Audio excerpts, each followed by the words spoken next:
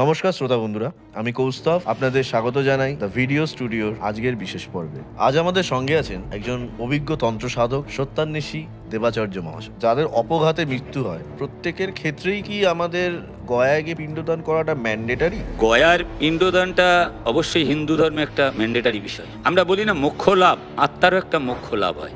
মানে পৌরাণিক বা শাস্ত্র মতে বলা হয় 12 বছর বাদে বাদে ওপরওয়ালার বিধাতা পুরুষের কাছে বিচার হয়, তার পরবর্তী তার জন্ম পৌঁছয়। যদি এই 12 বছরের মধ্যে যদি তাকে গয়ার পিণ্ডদান করা না হয়, তার এই মুক্তি লাভটা হয় না, তাহলে সে আর নানা রকম কীট পতঙ্গ প্রাণী দেহ ধারণ করে ফিরে আসে, মানব জীবন ধারণ করার সৌভাগ্য লাভ করতে পারে না। এটা হচ্ছে শাস্ত্রের বিধান, এটা আমার কথা নয়। আমরা সবসময় আমাদের বাবা মা তাদেরকে মোক্ষ লাভ করবার জন্য অন্তত এই গয়া পিণ্ডদান করাটা অবশ্যই কর্তব্য।